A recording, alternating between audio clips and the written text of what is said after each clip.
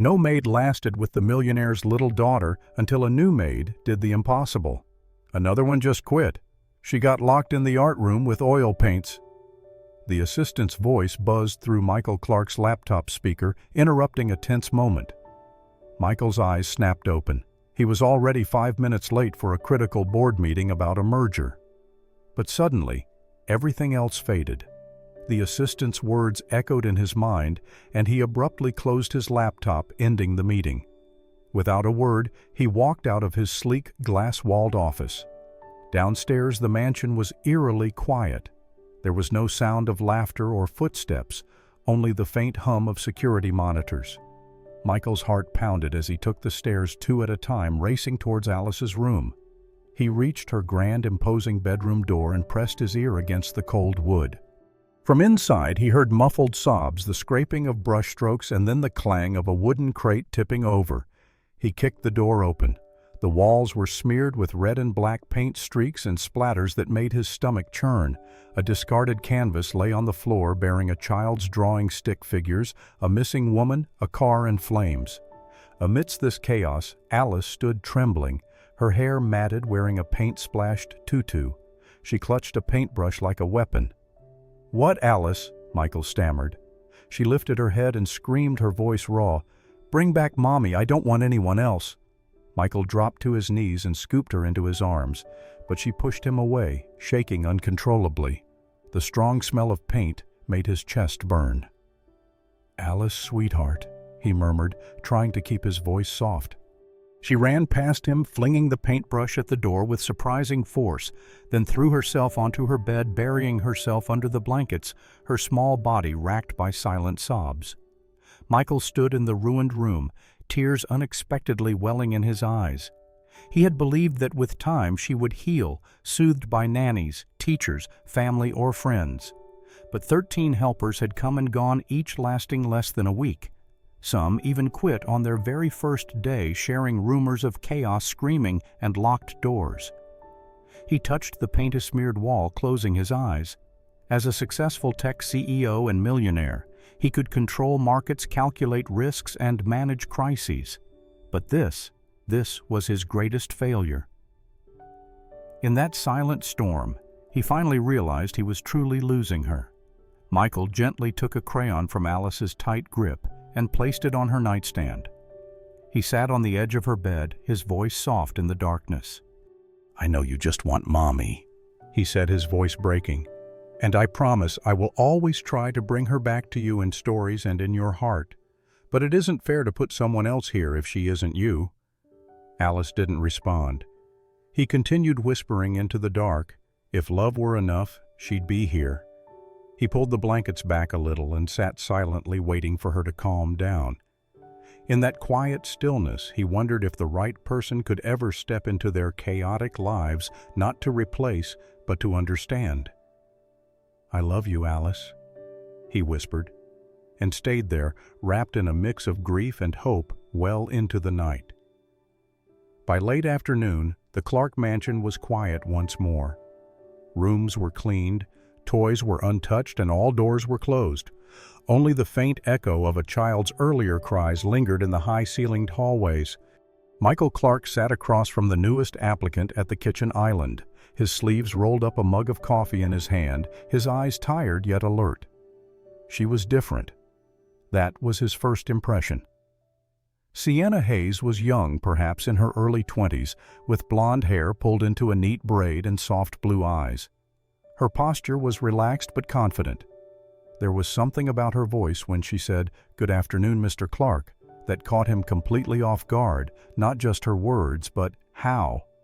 She said them with warmth, gentleness, and a sense of familiarity.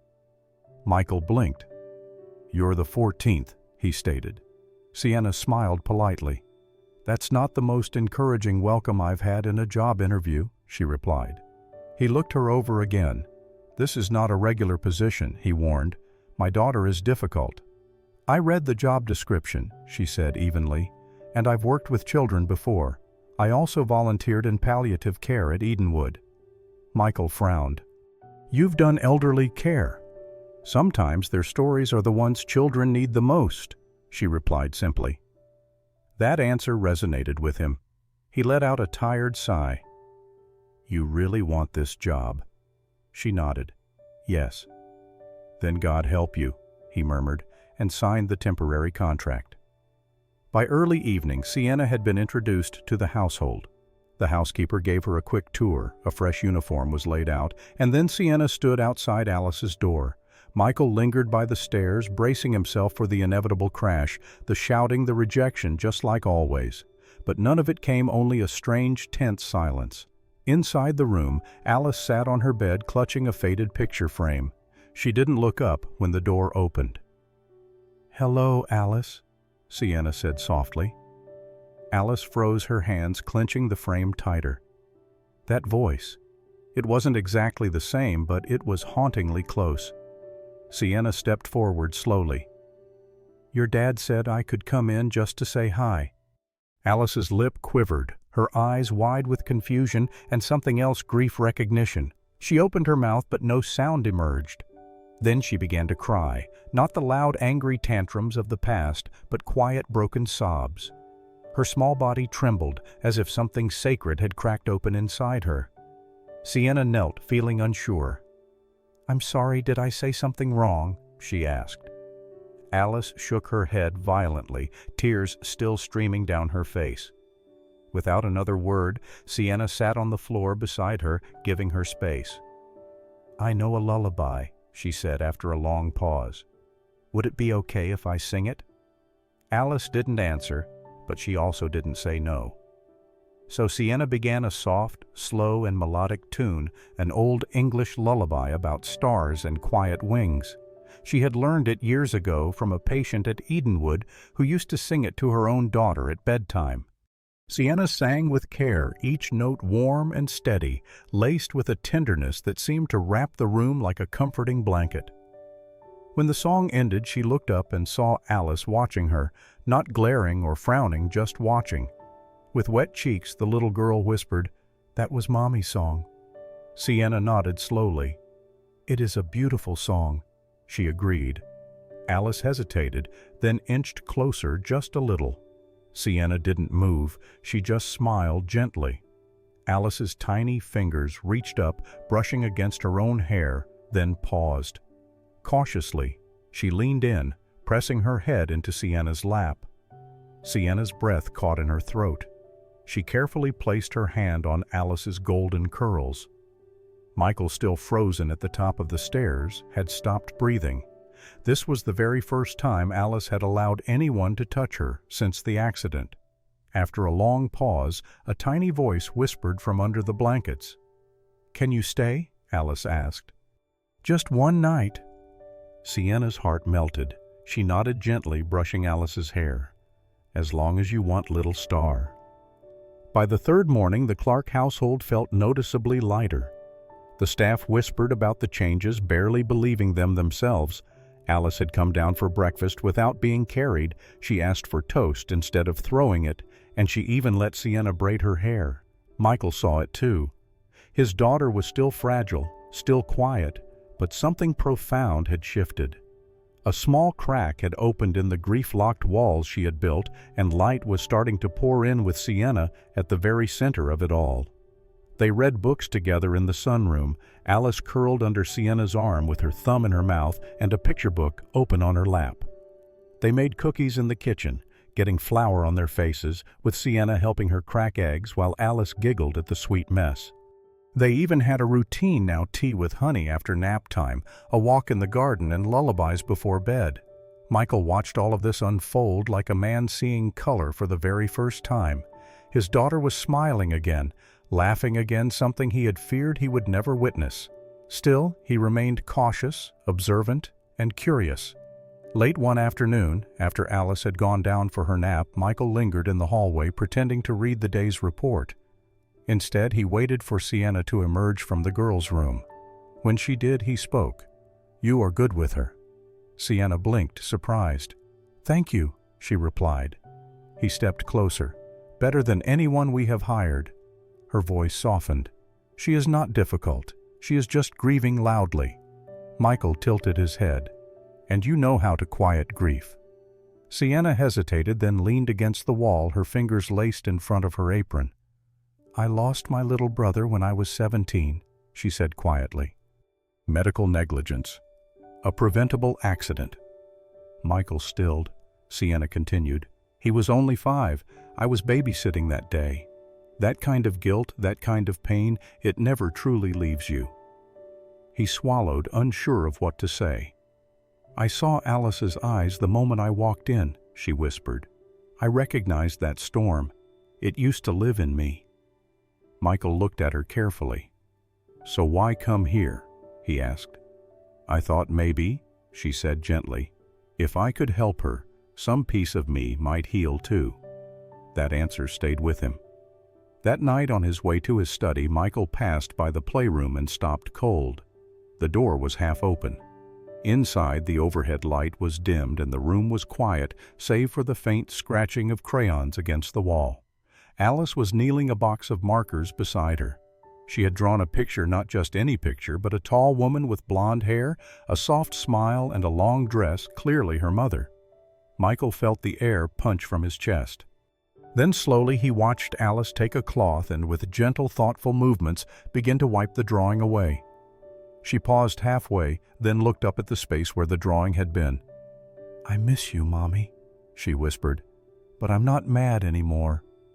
Michael stepped back before she could see him. In the hallway, he leaned against the wall, one hand covering his mouth. His daughter was healing not because of him, not from therapists, but from her, from Sienna. And somehow that didn't make him angry. It made him profoundly grateful. The kitchen was filled with the delightful scents of vanilla cinnamon and melting chocolate. Alice stood on a stool in front of the counter, sleeves rolled up her face dusted with flour, while Sienna tied a tiny blue apron with sunflowers around her waist. Michael, for once, wasn't in a suit. He wore jeans and an old t-shirt, but even that couldn't save him from the bright pink apron Alice insisted he wear, emblazoned with a cartoon unicorn and the slogan, "Baking is magical." I look ridiculous, Michael muttered. You look magical. Alice giggled, then pointed to a black scorch mark on the corner of the apron. Oops, Daddy, you burned your unicorn. Sienna burst out laughing. Michael held up his hands in mock surrender. In my defense, I was told to watch the cookies, not that the oven was already on fire. No one told you to turn it to broil, Sienna teased. Alice clutched her belly, collapsing onto the stool, with laughter tears streaming down her cheeks. Michael looked at her, truly looked, and for the first time in what felt like forever, he laughed too. A real loud, free, uncontrolled laugh. The kitchen echoed with the sound of it. 3 voices tumbling over each other like sunlight streaming through windows that had been shut for far too long. When the cookies had cooled, they moved to the living room. Sienna brought out soft cloth buttons and thread. Today, she announced, we are making friendship dolls. Alice gasped, her eyes wide. With eyes that blink, she asked. No, Sienna smiled, but with hearts that glow. They worked together, Alice choosing buttons and Sienna sewing. Michael awkwardly tried to stuff a doll's arm with cotton while Alice critiqued his technique. You're not a very good sewer, Daddy, she declared. I'm a CEO, not a seamstress, Michael replied, mock serious. What is a CEO? Alice asked. Someone who makes important decisions. Alice grinned. Like deciding how to sew arms badly. Sienna nearly fell off the couch laughing. When they finished, Alice proudly held up her doll. It had blonde yarn for hair, a yellow dress made from leftover kitchen towels, and a big red smile stitched across its face. I will name her Sunny, Alice declared, because she brings the sunshine. Michael blinked. That is a nice name, he agreed. Alice turned to Sienna, her eyes sparkling. That is your name now. Okay, Sunny. Sienna's hands froze mid-thread, her lips parting slightly. You bring the sun, Alice continued seriously. The sun came back when you did. Sienna's throat tightened. I would be honored, she managed. Michael watched the exchange, something heavy stirring in his chest. Later that afternoon, Alice sat on the floor with crayons, her tongue peeking from the corner of her mouth as she concentrated. Michael was pretending to read the paper, and Sienna was tidying the table. "Done," Alice declared, holding up a picture of 3 figures holding hands.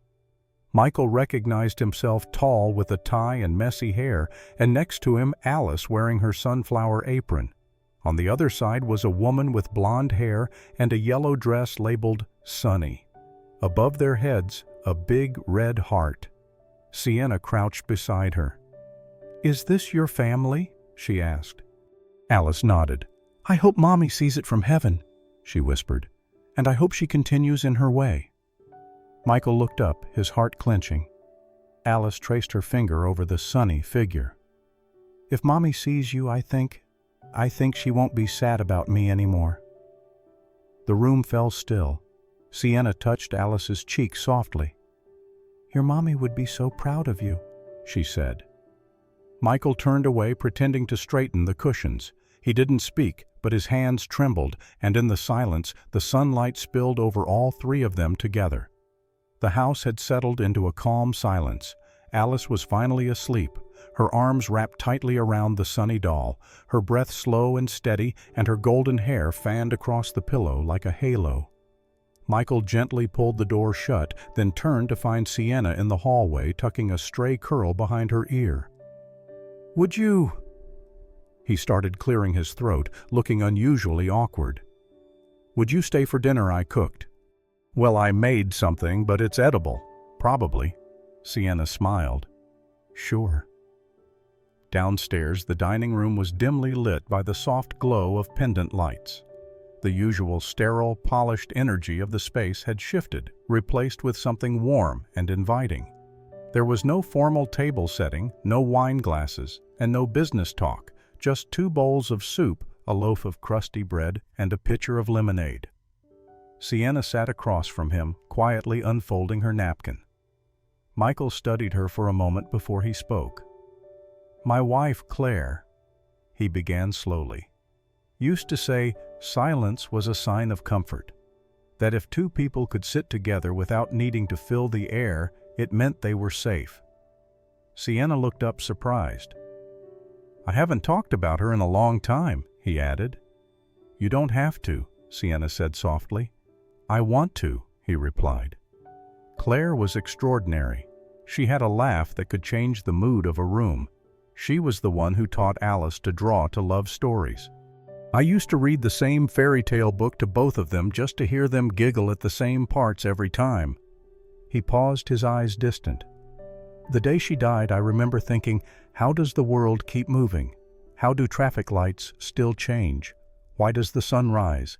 Everything inside me had stopped." Sienna's eyes shimmered, but she said nothing.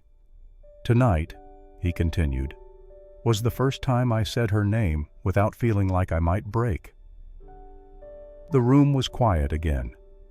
Then, without a word, Michael stood and walked to a nearby cabinet. He returned with a small, thin, rectangular wrapped parcel and placed it gently in front of Sienna. She looked at it, then at him. "Open it," he urged. Carefully, she unwrapped the brown paper. Inside was an old, worn book. The Golden Orchard of Dreams, a rare illustrated edition of fairy tales with a faded blue cover and silver lettering. Sienna gasped. "I found it through an independent bookseller," Michael said quietly. "Claire used to read it to Alice every night. We lost it in the accident. I thought maybe you could read it to her again." Sienna pressed her lips together, blinking fast. "I know it's just a book," he added. "But it's not just a book," Sienna said, her voice breaking. "It's love." She looked down, brushing her fingers over the cover as if it were sacred. "I don't know what to say," she whispered. Michael leaned forward slightly. "Say you will stay." Sienna froze. "Michael," she said gently, "I can't forget who I am. I work for you. I take care of Alice. That is all." "That is not all," he said firmly, looking her straight in the eye.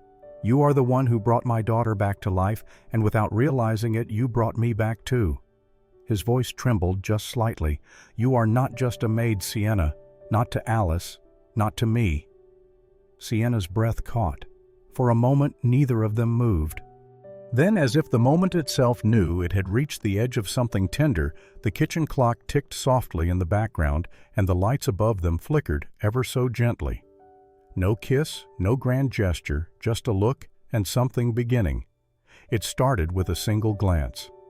A well-dressed woman standing by her luxury SUV in the school parking lot noticed something that made her pause. Sienna, in a simple sundress, gently helping Alice into the back seat of Michael Clark's black town car. The little girl giggled and waved, calling out, "Bye, Miss Harper," as they drove off. The woman blinked, her eyes narrowing, then pulled out her phone. By the next afternoon, whispers began to spread across the private group chat of the school's elite parents. The topic, boundaries. "I heard she's living at his house," one message read. "Is she even certified to care for a grieving child?" another chimed in. "I would never let someone like that be around my kid," a third added. By the end of the week, it had a name, the Clark situation. Michael was called in for an unscheduled meeting with the school board. The principal, clearly uncomfortable, cleared her throat before speaking. "Mr. Clark," she began gently, "several parents have expressed concern about Miss Bennett's presence in Alice's life. They feel the dynamic may be emotionally confusing." "She is the only one who has helped my daughter begin to heal," Michael said coldly. "Yes," the principal acknowledged. "But some feel the line between caretaker and replacement figure is becoming blurred." Michael's jaw clenched. "Do you think Alice is confused?" he asked sharply. The principal hesitated. "It's not our place to say, but the pressure from other parents is mounting. And as you know, the reputation of the school depends on the comfort of the community." That evening, Michael returned home to find a letter on the doorstep. It was unsigned, but the elegant handwriting gave it away. It was from one of the school's more prominent mothers. With all due respect, it read, "We hope you will consider what is best for Alice's emotional development.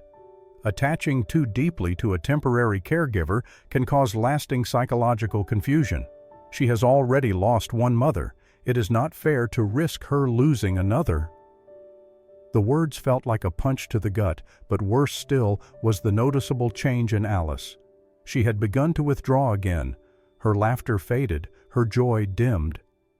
One night, while Michael was tucking her in, she looked up and asked quietly, "Daddy, am I allowed to love two mommies, or will they take Sonny away too?" Michael froze.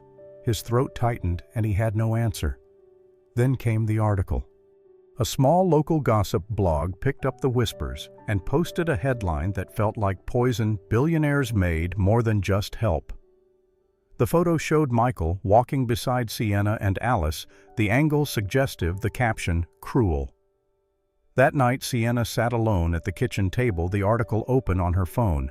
Her face was pale, her hands trembling slightly. Michael stormed in. "Don't read that garbage," he snapped. "My lawyers will shut it down by morning."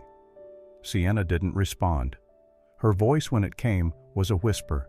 "It's not about me, Michael. It's about Alice. People are going to start saying things at school, at the store. She's just a little girl. She doesn't deserve this." "We'll sue," Michael growled. "We'll release a statement." "That will only make it worse," Sienna countered. He stepped forward, frustration and helplessness tightening his chest. "Then tell me what to do. I will do anything." But Sienna said nothing. That night, long after the house had gone still, Michael went to check on Alice. She was curled up in bed, clutching the Sonny doll to her chest. On her nightstand, beneath one of her crayon drawings, was an envelope with his name written on it. He opened it slowly, already fearing the worst. "Michael," the letter read, "I came into your home to offer care to Alice and maybe selfishly to myself, and I never expected to love her as much as I do. But love when it causes harm is no longer love. I cannot be the reason she is whispered about, stared at, questioned. I cannot be the shadow over her name. Please tell her I am sorry. Tell her I wanted to stay, but I was not strong enough. Sienna." Michael stood there for a long time, the letter trembling in his hands. The silence in the house was different now. This time it felt cold. The house felt hollow once more. Alice no longer burst into giggles at the breakfast table. Her laughter, once so vibrant in the halls, was now replaced by silence or outbursts that echoed through the walls like ghosts. Michael noticed every detail, every slammed door, every untouched meal. Every morning she refused to get dressed for school.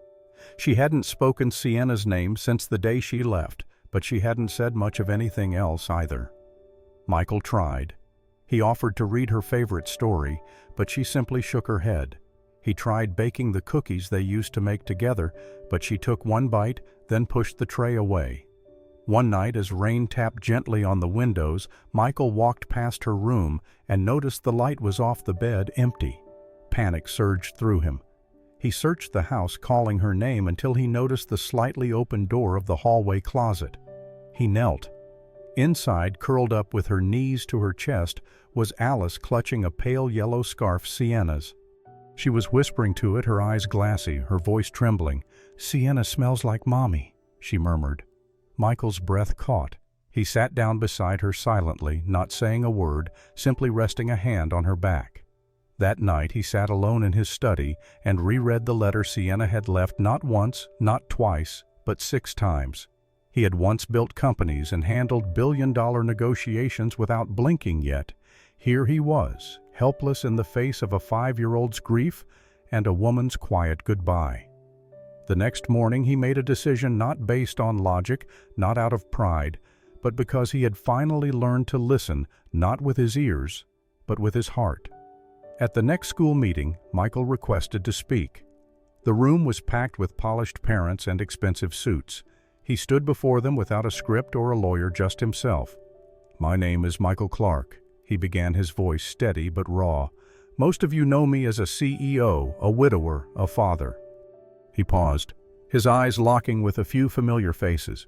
"What you may not know," he continued, "is that in the last year I have watched my daughter lose more than I could ever explain, and in that same year I saw 13 different caretakers walk out of her life until one didn't." He stepped closer. Sienna Bennett didn't just take care of Alice.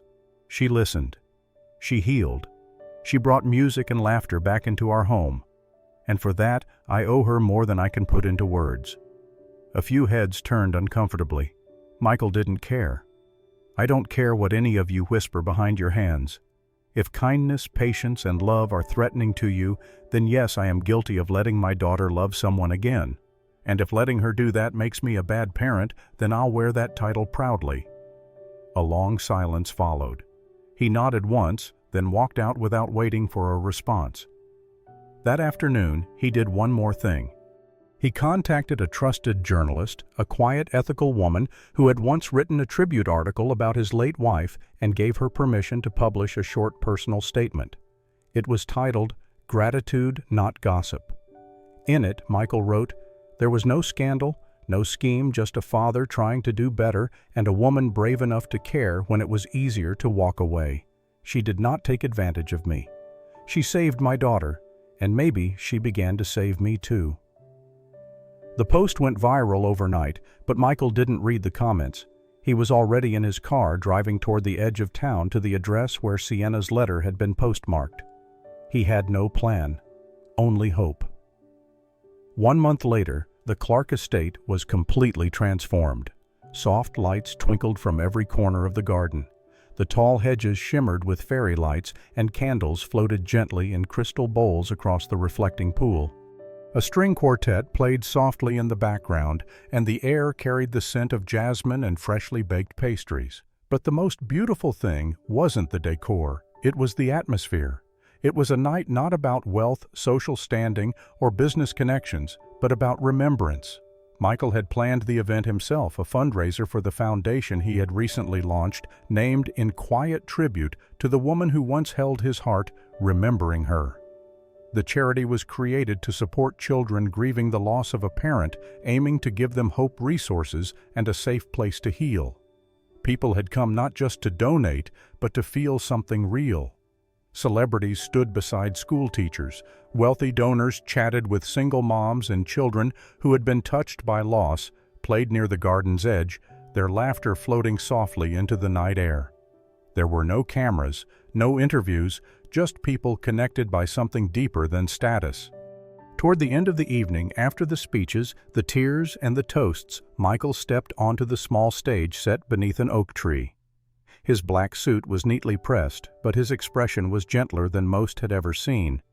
He stood quietly for a moment, holding the microphone in both hands. "There's one more person I need to thank tonight," he said. The murmurs in the crowd faded. Michael scanned the faces before him.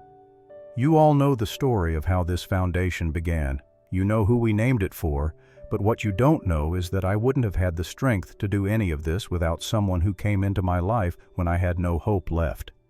He paused, his voice catching slightly before continuing. "She didn't just care for my daughter, she gave her laughter back. She reminded me what family means. And she did it without asking for anything in return." A hush fell over the garden. Michael turned toward the curtain just off the stage and extended his hand. From the shadows, Sienna stepped into the light. She wore a pale blue dress that moved gently with the breeze, and her hair, golden as ever, was softly curled around her shoulders.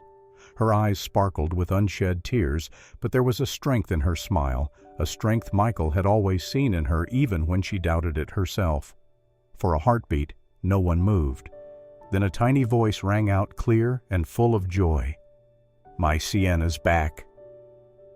Alice, on her tiny pink scooter, zipped through the crowd, a bouquet of sunflowers gripped tightly in her hands. The guests laughed as she made her way up the stage steps and threw herself into Sienna's arms. Michael knelt beside them, slipping his hand into Sienna's. Not as an employer, not as a grieving widower, but as a man who had chosen love again completely and without fear. He turned to the crowd.